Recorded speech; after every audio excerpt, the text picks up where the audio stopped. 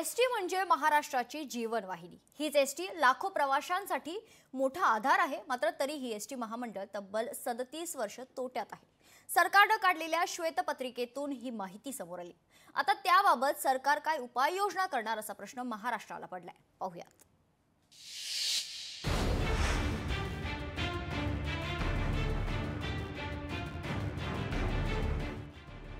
ST महामंडळ 37 वर्षांपासून तोट्यात। श्वेतपत्रिकेतून धक्कादायक माहिती समोर।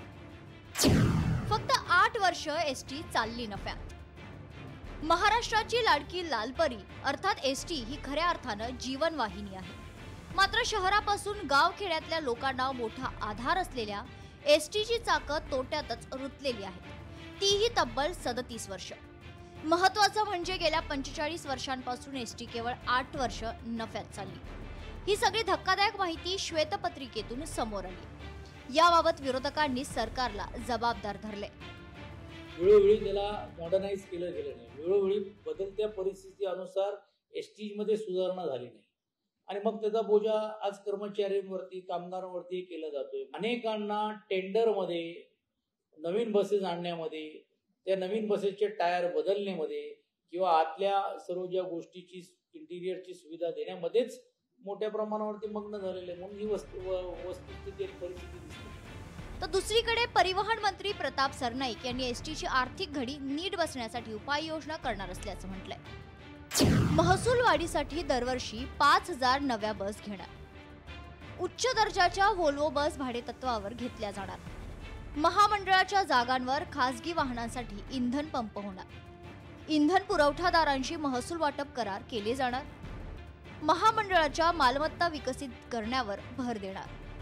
दर वर्षाला 5000 बसेस हा एसटी महामंडळाच्या ताब्यात आल्या तर ह्या जुनाट झालेल्या बसेस पुढल्या 5 वर्षात 2000 3000 दर वर्षाला करून आपल्याला ही बाहेर काढता येईल आणि ह्या 25 ते 30,000 बसेस जे आहेत त्या बसेसच्या जीवावर आपण एसटी महामंडळ अतिशय चांगल्या प्रकारचं काम पुढे करू शकू। आणि आधी बसेसची आणि कर्मचाऱ्यांची संख्या ही अधिक होती, मात्र आता कर्मचारी आणि बसेसची संख्या घटली असल्यानं त्याची पूर्तता करावी लागणार आहे। त्यामुळे अनेक उपाययोजना करून एसटीला तोट्यातून बाहेर काढावी लागेल।